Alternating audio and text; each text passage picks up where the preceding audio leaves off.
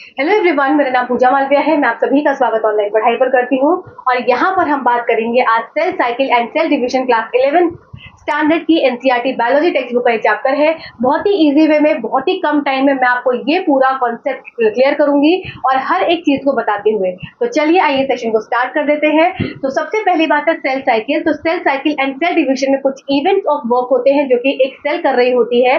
तो सबसे पहले सेल को डिवाइड करने से पहले अपने आप को सेल क्या करती है, तैयार करती है, प्रिपेयर करती है। तो जो प्रिपरेटरी फेज होता है सेल साइकिल का तैयार करने वाला फेज, उस फेज का नाम होता है इंटरफेज। तो इंटरफेज होता है आपका प्रिपरेटरी फेज, इसको इंटरफेज के नाम से जाना जाता है, प्रिपरेटरी फेज। तो यहाँ पर सेल जो है लगभग 95% अपना समय इस फेज में रखती है। और दूसरी बात हो जाती है एम फेज, जिसको बोलते हैं डिविजनल फेज, जहाँ पर सेल अपने आप को विभाजित करती है।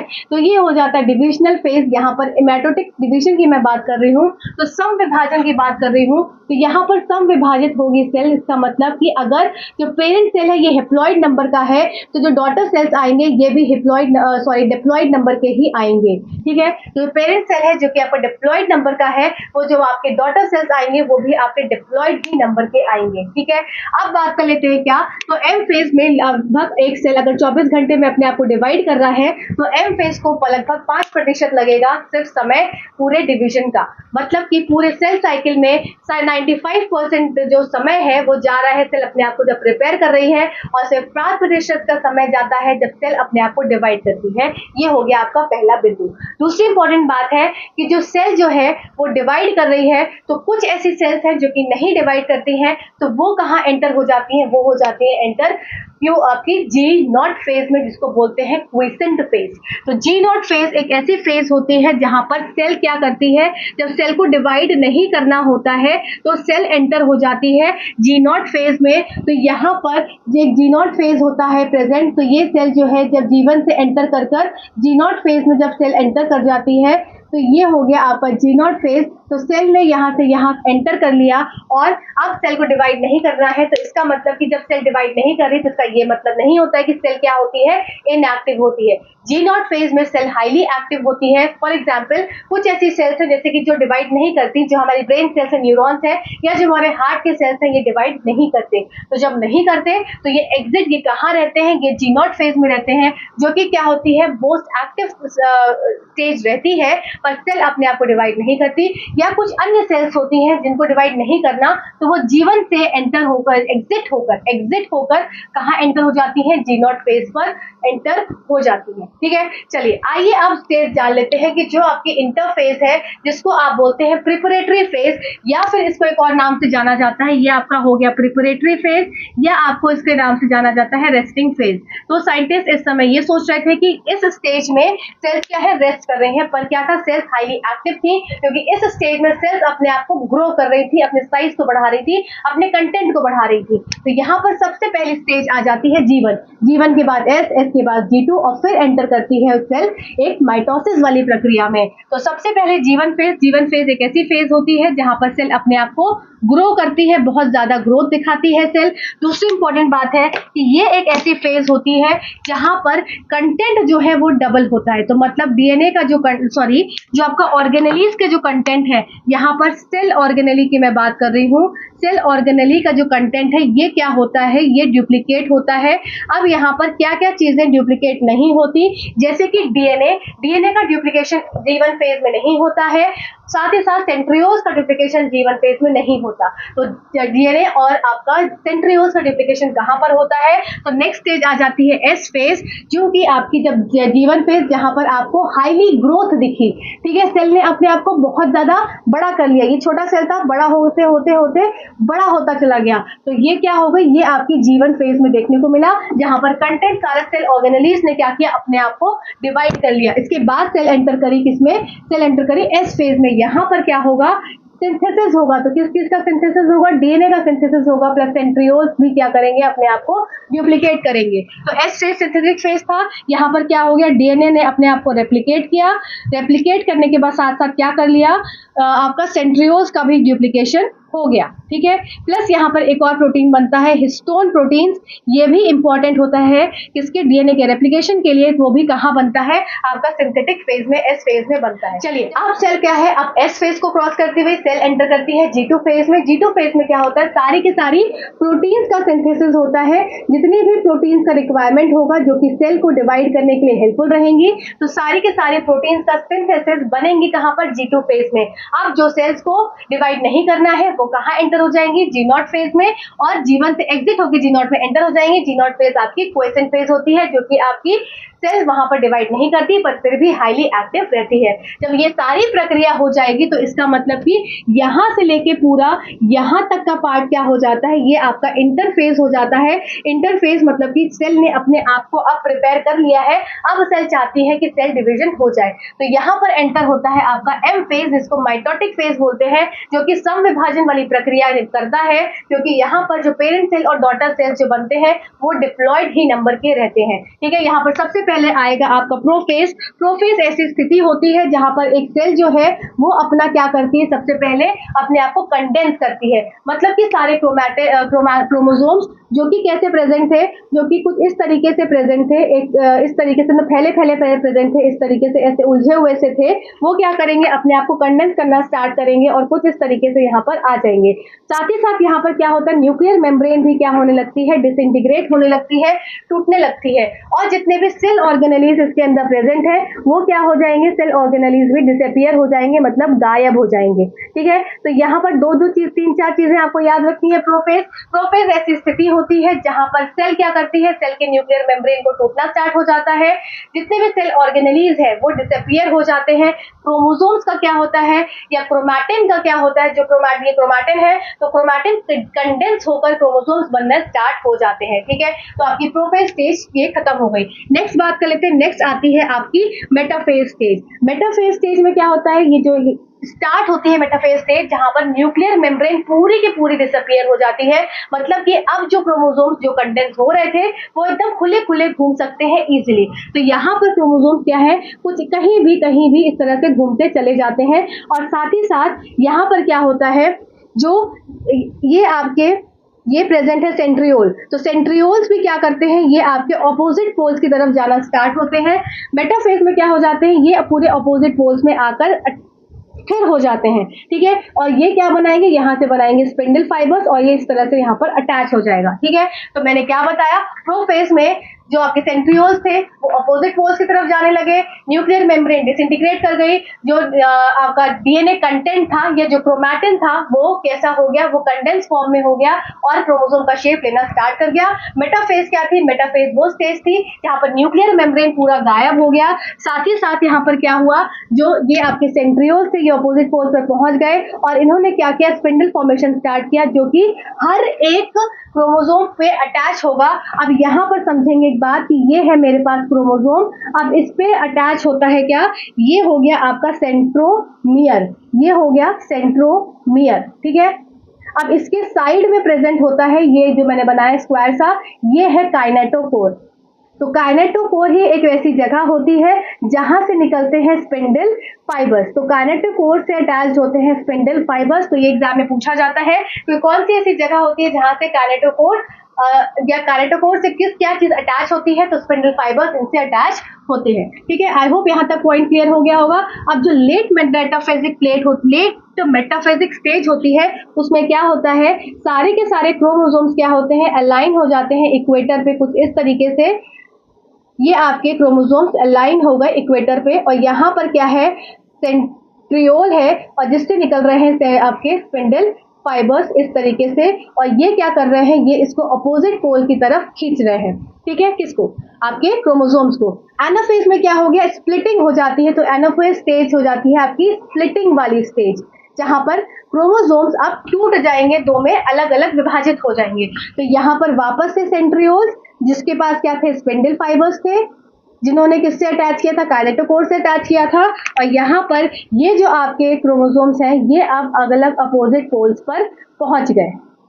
ठीक है, ये आपके अपोजिट पोल्स पर इस तरीके से पहुंच गए और यहाँ पर वापस से स्पिंडल फाइबर इससे अटैच रहेगा। ये इसका काम क्या है, इसको अलग अलग सेपरेट आउट करना।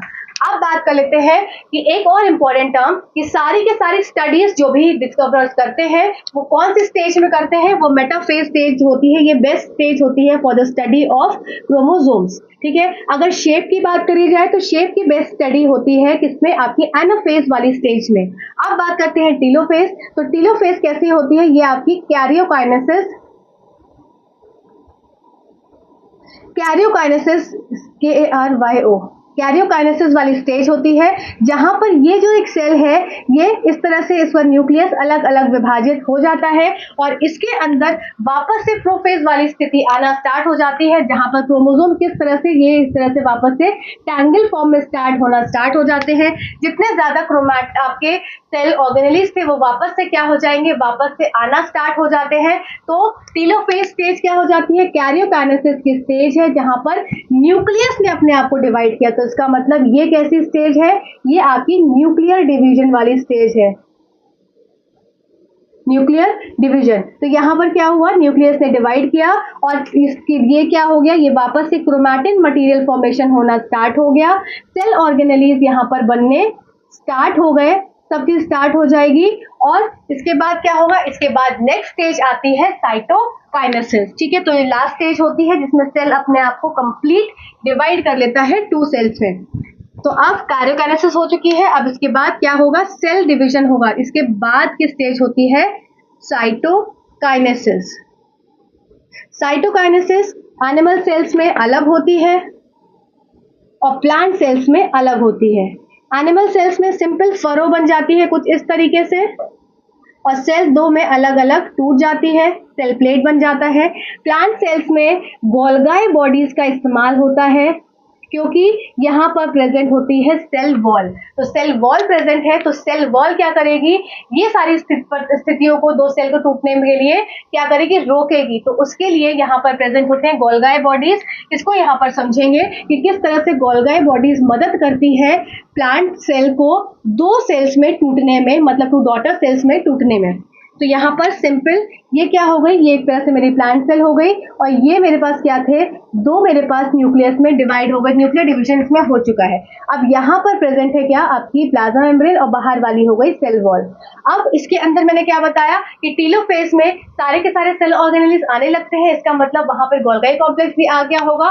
गोल्गाई कॉम्प्लेक्स बनाते हैं कुछ वेसिकल्स जो कि इकट्ठा होना स्टार्ट हो जाते हैं इस तरह से सेंटर में और ये बाहर की तरफ ग्रो होते रहते हैं। तो ये क्या बना लेते हैं, ये सेल प्लेट बना लेते हैं। तो किसके द्वारा सेल प्लेट बनती है, यहाँ पर गोल्गाई बॉडीज के द्वारा सेल प्लेट बनती है। तो गोल्गाई बॉडीज ने वेसाइकल्स बनाए, वेसाइकल्स क्या है, इकट्ठे हो गए और वेसाइकल्स क्या है, फिर ये तोड़ देते हैं बीच से सेल को।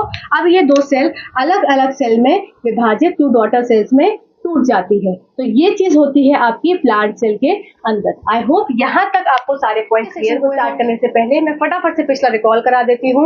हमने देखा था सेल साइकिल क्या होता है, सेल डिवीजन क्या होता है, जिसमें माइटोसिस और मियोसिस की प्रक्रिया होती है। किसी भी साइकिल को चाहे वो माइटोसिस, एक सेल माइटोसिस में एंटर करे या मियोसिस में एंटर करे, हमेशा उस सेल को एक फेज को जरूर क्रॉस करना होता है जो कि एक कॉमन फेज होता है बिटवीन माइटोसिस एंड मियोसिस। अर्धसूत्री और सूत्री विभाजन के बीच का कॉमन एक जो प्रोसेस होता है क्रॉस करने का, वो होता है आपका इंटरफेज। तो इंटरफेज क्या होता है, प्रिपरेटरी फेज होता है जहां सेल अपने आप को प्रिपेयर करती है सेल को डिवाइड करना है जब तो प्रिपरेटरी फेज चाहे माइटोसिस हो चाहे मियोसिस हो, आपका ये इंटरफेज या प्रिपरेटरी फेज जरूर होगा। अब इंटरफेज या प्रिपरेटरी फेज में क्या हो रहा है, सेल अपने आप को ग्रो कर रही है। तो सबसे पहली फेज आ जाती है इसमें G1 फेज, जिसमें आप सेल अपनी ग्रो करती है। फिर होता है S फेज, जिसमें सेल के जो DNA है वो क्या होता है, डुप्लीकेट होता है, प्लस आपका सेंट्रियोल्स का डुप्लीकेट होता है। ठीक है, इसके साथ साथ आपका क्या हो जाता है G2 फेज, जहां पर प्रोटीन्स का सिंथेसिस होता है। पर यहाँ पर क्वेश्चन आता है कि हिस्टोन प्रोटीन का सिंथेसिस कहाँ होगा, तो आपका S फेज में होगा। तो जैसे ही सेल एंटर करी सेल साइकिल में, तो सबसे पहले उसने इंटरफेज वाली प्रक्रिया को करा। तो ये लगभग 95% जो होता है समय लेकर जाता है सेल साइकिल का, जिसमें कि सबसे लंबा पीरियड होता है। जैसे ही सेल G1 को क्रॉस करेगी S में आएगी, S को क्रॉस करेगी G2 में आएगी, G2 को क्रॉस करेगी फिर आ जाएगी आपकी मियोसिस 1 में। मियोसिस 1 भी फर्दर पार्ट्स में डिवाइडेड होता है। उसके बाद जब मियोसिस 1 की पूरी प्रक्रियाएं हो जाएंगी, उसके बाद सेल एंटर करती है गैप फेज में। तो मियोसिस 1 कंप्लीट करने के बाद सेल एंटर करेगी गैप फेज में, इसको बोलते हैं इंटरकाइनेसिस। इंटरकाइनेसिस। जब ये इंटरकाइनेसिस गैप पीरियड कंप्लीट हो जाएगा फिर सेल एंटर कर दिया जाती है मियोसिस 2 में। तो यहाँ पर एक क्वेश्चन पूछा जाता है कि मियोसिस अर्धसूत्री विभाजन में एक कोशिका कितनी बार विभाजित होती है, प्लस उसमें जो जेनेटिक मटेरियल है वो कितनी बार रेप्लिकेट होता है। तो यहाँ पर आंसर हो जाएगा कि अर्धसूत्री विभाजन में कोशिका दो बार डिवाइड करती है, विभाजित होती है, मतलब उसका सेल डिवीजन 2 बार होता है। आपकी मियोसिस वाली प्रक्रिया में एक बार मियोसिस 1 में, दूसरी बार मियोसिस 2 में। पर यहाँ पर डीएनए का रेप्लिकेशन सिर्फ एक बार होता है, इंटरफेज में इधर हो जाएगा, उसके बाद जब सेल एंटर करती है मियोसिस 1 में वो रेप्लिकेट होकर एंटर करती है, फिर मियोसिस 2 में वापस से रेप्लिकेशन नहीं होगा। तो सेल में रेप्लिकेशन डीएनए का एक बार होता है, डिवीजन 2 बार सेल का होता है। ठीक है, आई होप यहाँ तक पॉइंट्स क्लियर हो गए होंगे। अब एक और इंपॉर्टेंट बात कि जो सेल होती है स्टार्टिंग में पेरेंट सेल 2n नंबर की होती है, मतलब 46 नंबर ऑफ क्रोमोसोम्स होते हैं, और जो डॉटर प्रोजेनिस बनती है एंड में, लास्ट में, वो हैप्लॉइड इन नंबर होती है n। ठीक है, वो भी हम समझेंगे। अब इसके साथ साथ मियोसिस की प्रक्रिया आपको कहाँ देखने को मिलती है? ये आपको देखने को मिलती है जर्म सेल्स में, या आपके गैमीट्स में, या आपके सेक्स सेल्स में।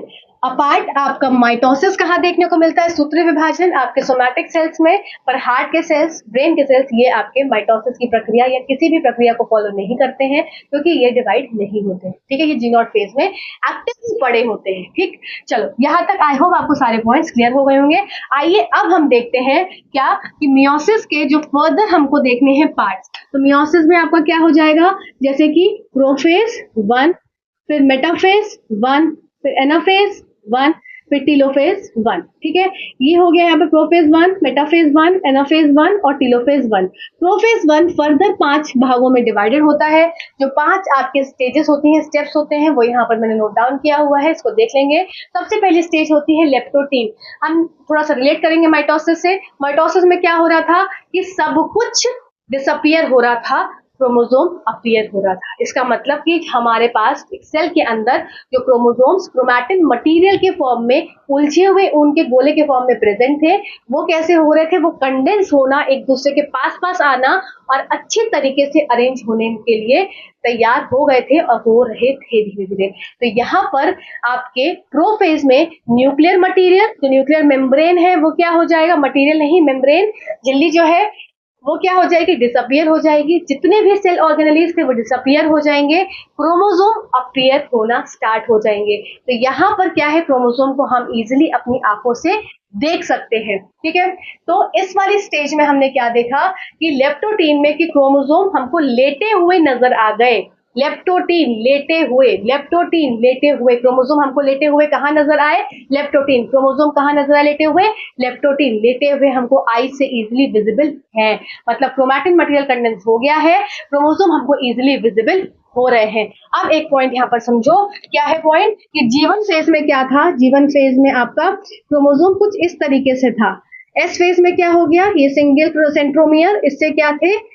इसने डीएनए को रेप्लिकेट कर लिया, मतलब यहाँ पर एक क्रोमैटिड था, यहाँ पर दो क्रोमैटिड्स हो गए। तो इसका मतलब कि डीएनए ने यहाँ पर रेप्लिकेट कर लिया, तो ये बन गया आपका एक क्रोमोसोम, जो कि जिसके पास 2 सिस्टर क्रोमैटिड्स हैं। तो ये क्या हो गए? 2 सिस्टर क्रोमैटिड्स, 2 पंखुड़ियां उसके पास है, तो ये हो गई सिस्टर क्रोमैटिड्स।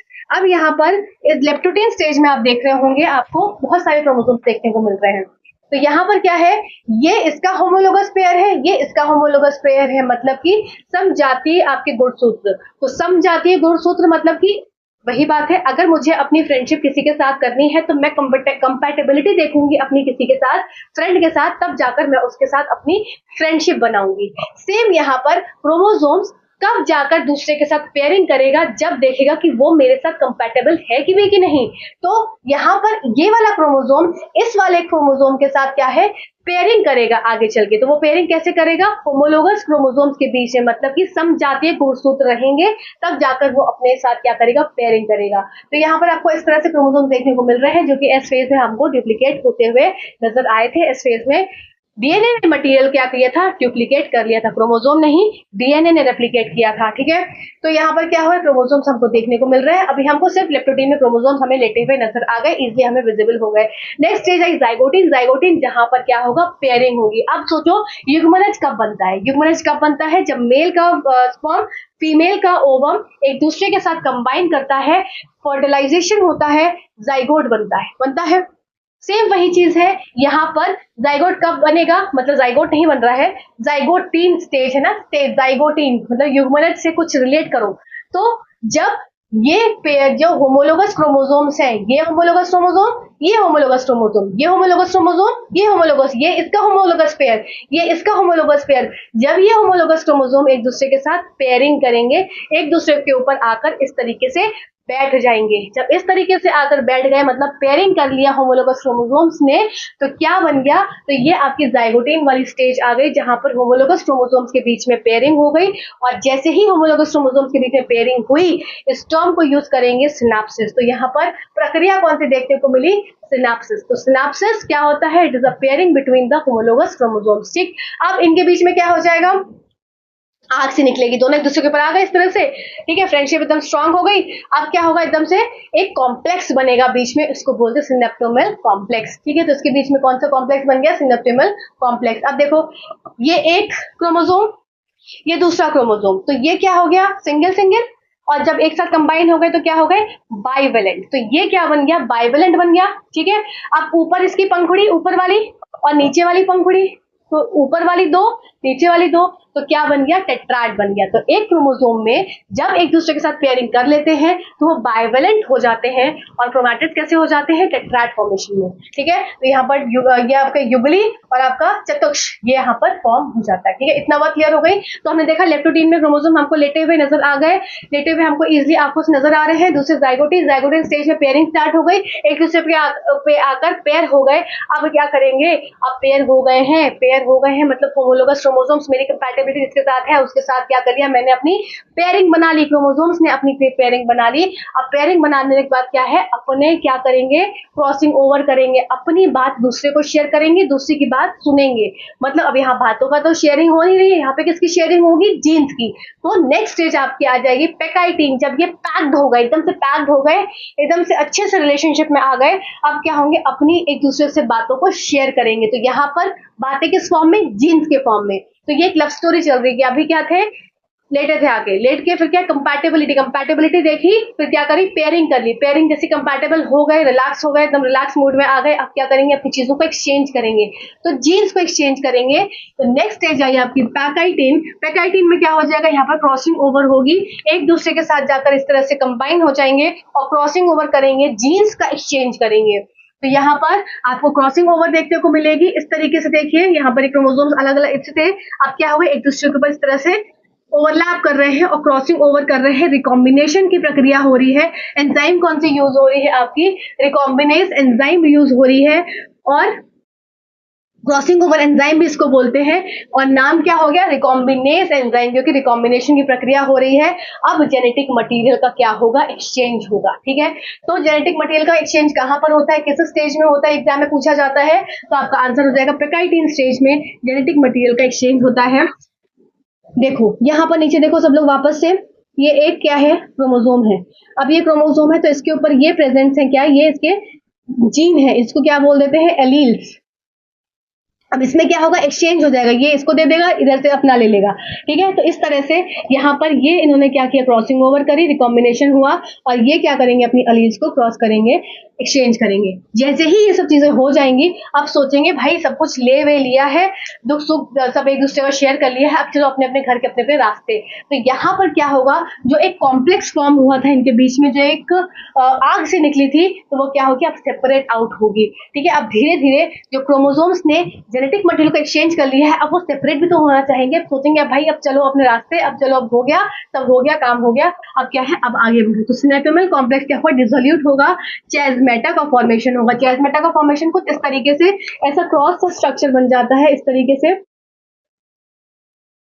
ऐसा क्रॉस सा स्ट्रक्चर बन जाता है। तो ये चाज़्मेटा धीरे धीरे क्या है, नीचे की तरफ ऐसे खुलता चला जाता है और खुलते चाज़्मेटा का फॉर्मेशन हो जाता है। चाज़्मेटा का फॉर्मेशन कहाँ पे होता है या कैज़मेटा का फॉर्मेशन कहाँ होता है, तो डिप्लोइडिंग स्टेज में आपका कैज़मेटा का फॉर्मेशन होता है। फिर आ जाती है डाइकाइनेसिस वाली स्टेज। डाइकाइनेसिस वाली स्टेज जहां पर क्रोमोसोम्स जो कि एक दूसरे के ऊपर पेयर थे, जेनेटिक मटेरियल एक्सचेंज हो गया है, कैज़मेटा का फॉर्मेशन हो चुका है, अब वो क्या है, धीरे धीरे ओपन होकर एक इंडिविजुअल क्रोमोसोम बन रहे हैं। तो इंडिविजुअल क्रोमोसोम यहाँ पर बन गए। इस वाले क्रोमोसोम ने इस वाले क्रोमोसोम का एलील ले लिया, इस क्रोमोसोम ने इस वाले क्रोमोसोम का एलील ले लिया, इस क्रोमोसोम ने इस वाले क्रोमोसोम का एलील ले लिया। मतलब कि यहाँ पर जेनेटिक मटेरियल का एक्सचेंज हो गया, रिकॉम्बिनेशन की प्रक्रिया या क्रॉसिंग ओवर की प्रक्रिया हो गई, कंप्लीट हो गई। ठीक है, अब यहाँ पर क्या होगा, वही वापस से चीजें जो कि हमने माइटोसिस में पढ़ा था, सेंट्रियोल्स ऑपोजिट पोल्स पर जाना स्टार्ट हो जाएंगे। ठीक है, सेंट्रियोल्स का काम क्या था, स्पिंडल फाइबर को निकालना। स्पिंडल फाइबर का काम क्या था, क्रोमोसोम्स को क्या करना, ऊपर की तरफ,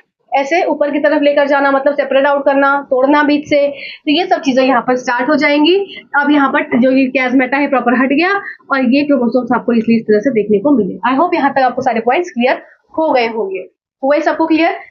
इसको एक बार देख लीजिए। चलिए, इसके बाद हम देखते हैं मेटाफेज 1, मेटाफेज 2। मेटाफेज 2 अलग, जो हमारा आपका मियोसिस 2 में आएगा। एनाफेज 1, एनाफेज 2, इस तरह से मैं आपको यहाँ पे चार्ट एक साथ बता दूंगी दोनों चीजों का और आपको इजीली समझ में आ जाएगा। चलिए इसको मतलब अब देख लेते हैं बाकी के बचे हुए स्टेप्स। तो प्रोफेज 1 तक क्या चीजें हो गई थी, हमें इस तरह से क्रोमोसोम्स मिल गए थे जिसमें कि क्रॉसिंग ओवर हो चुकी थी। एक क्रोमोसोम ने दूसरे क्रोमोसोम की जीन्स को एक्सचेंज कर लिया था। तो आपको ये होमोलोगस पेयर ऑफ क्रोमोसोम्स यहाँ पर इस तरह से प्रोफेज 1 में हमने अभी तक देखा था। इसके बाद अभी हमारी मियोसिस 1 ही चल रही है। अब इसके बाद सेल एंटर करेगी किसमें, मेटाफेज में। प्रोफेज के बाद मेटाफेज, मेटाफेज के बाद एनाफेज, एनाफेज के बाद टेलोफेज। अभी तक क्या है, क्रोमोसोम सेपरेट नहीं हुए। सेपरेशन कहाँ होता है क्रोमोसोम्स का, सेंट्रोमियर से एनाफेज स्टेज में। तो अभी देखो, अभी क्या है कि मेटाफेज में क्या होता है, क्रोमोसोम हमेशा अलाइनमेंट वाली फॉर्म में आ जाते हैं। स्पिंडल फाइबर्स जो कि कहाँ से निकलते हैं, सेंट्रियोल से निकलते हैं। ये सेंट्रियोल्स अपोजिट पोल्स तक पहुंच गए थे, कहाँ पर, प्रोफेज 1 में। और प्रोफेज 1 में तो जैसे ही सेंट्रियोल्स अपोजिट पोल्स तक पहुंच गए तो यहाँ से क्या क्या ये रिलीज आउट हुआ, स्पिंडल अपैरेटस। ये स्पिंडल अपैरेटस जो निकला, ये आपका स्पिंडल अपैरेटस, इसने क्या किया, ध्यान से देखेंगे इस चीज को, यहाँ पर बहुत इंपॉर्टेंट चीज है। ये एक होमोलोगस पेयर ऑफ क्रोमोसोम है, ये वाला पूरा एक ये होमोलोगस पेयर ऑफ क्रोमोसोम है, ये दूसरा होमोलोगस पेयर ऑफ क्रोमोसोम है। अब इसमें ये वाला एंड जो है और ये वाला एंड जो है, ठीक है, इसका मतलब कि सेंट्रोमियर सेंट्रियोल्स ने जो आपका यहाँ पर स्पिंडल फाइबर निकाला, उसने इस वाले एंड के कैनेटोकोर से जाकर अटैच हुआ। पर यहाँ पर जो दूसरा, ये एग्जाम में पूछा जाता है, ठीक है, इसलिए बता दो, दूसरा एंड जो है यहाँ पर क्रोमोसोम का, वो क्या है, खाली है, उससे स्पिंडल फाइबर आकर अटैच नहीं हो रहा है। ठीक है, फिर से समझेंगे। जो पेयर ऑफ होमोलोगस क्रोमोसोम्स है, इसमें दो पेयर ऑफ क्रोमोसोम्स है, ये होमोलोगस क्रोमोसोम, ये होमोलोगस क्रोमोसोम के पेयर से एक दूसरे से पेयरिंग किया था, एक्सचेंज किया था। अब कैनेटोकोर कहाँ से जाकर अटैच हुआ, कैनेटोकोर वो स्पेस होता है, वो पॉइंट होता है जहां पर स्पिंडल फाइबर अटैच होता है। ठीक है, एक मेरे पास अगर यहाँ पर वापस से समझ लो इस चीज को, ये मेरे पास क्या है, क्रोमोसोम है। ठीक है, अब ये क्रोमोसोम है, इस पे स्पिंडल फाइबर को आकर अटैच होना है, तो यहाँ पर ये प्रेजेंट होता है सेंट्रोमियर के पास एरिया, काइनेटोकोर, काइनेटोकोर से आकर ये अटैच होते हैं स्पिंडल फाइबर्स। तो यहाँ पर बात क्या हो रही है कि जो मेटाफेज में फिर जो आपके होमोलोगस पेयर ऑफ क्रोमोसोम्स थे, उसका ये वाला भाग, ऊपर वाला भाग से जो स्पिंडल फाइबर है वो जाकर अटैच करेगा। ऐसे ही नीचे वाले से, नीचे वाला जो है, इसमें नीचे वाले भाग से, तो जो एक एक भाग जो है, एक एक पार्ट जो है क्रोमोसोम का, एक एक पार्ट जो है वो खाली रह जाएगा, उसमें कोई भी स्पिंडल फाइबर आकर अटैच नहीं होगा। चलिए इसके बाद देख लेते हैं क्या नेक्स्ट हो जाती है एनाफेज। एनाफेज वाली स्टेज वो होती है जहां पर स्प्लिटिंग होती है। अब यहाँ पर देखो ध्यान से, स्प्लिटिंग क्या हो रही है, ये जो पेयर्ड फॉर्म में थे क्रोमोसोम, एक दूसरे के साथ पेयरिंग में थे, अब क्या होंगे, ये स्प्लिट होना स्टार्ट होंगे। मतलब ये जो होमोलोगस पेयरिंग थी वो अलग अलग हो जाएगी। सेंट्रोमियर से स्प्लिट नहीं हुए अभी तक, है ना, इस बात को याद रखना, ये सेंट्रोमियर से नहीं टूट रहे हैं। सेंट्रोमियर अभी भी इनके पास, इनका अपना सेंट्रोमियर है, सबके पास अपना अपना सेंट्रोमियर है।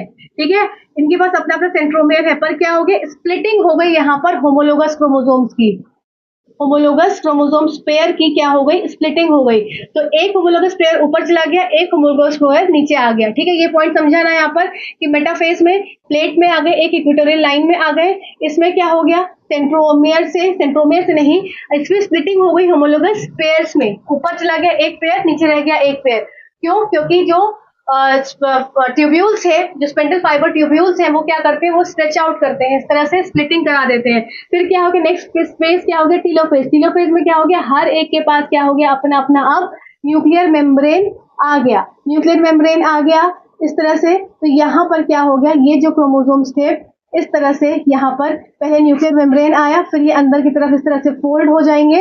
तो यहाँ पर क्या होगा, यहाँ पर साइटोकाइनेसिस हो जाएगी। तो दो सेल्स अपने आप में टूट जाएंगे। तो मतलब कि यहाँ पर एक सेल से, एक 2n से क्या हो गया, n नंबर ऑफ सेल्स यहाँ पर बने हैं। तो यहाँ पर क्या हो गया हमारा, ये 2 डायड ऑफ सेल्स का फॉर्मेशन हुआ। तो 2 डॉटर सेल्स बनी। मियोसिस 1 में 2 डॉटर सेल्स बनती हैं, ठीक है।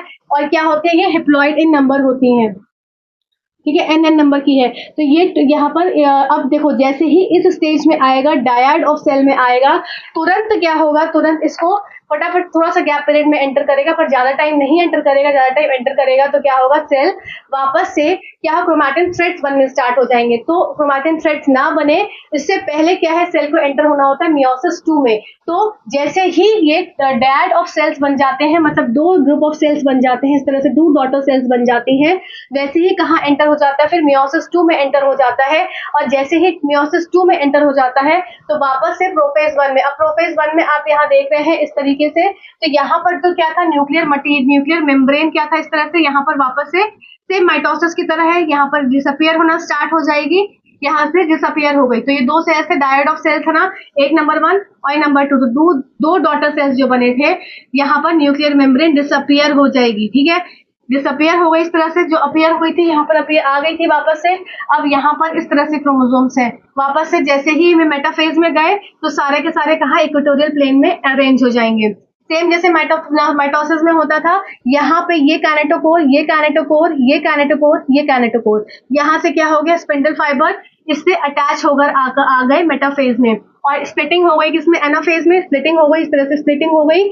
यहाँ पर आधा ऊपर रह गया, आधा अब यहाँ पर सेंट्रोमियर की स्प्लिटिंग हुई है, ठीक है। अभी तक क्या था, यहाँ पर splitting of homologous pair of chromosomes की थी। होमोलोगस पेयर जो क्रोमोसोम्स ने बनाए थे, पूरा लीक हो गया है, होमोलोगस पेयर्स जो बनाए थे उसमें स्प्लिटिंग हुई थी अभी तक।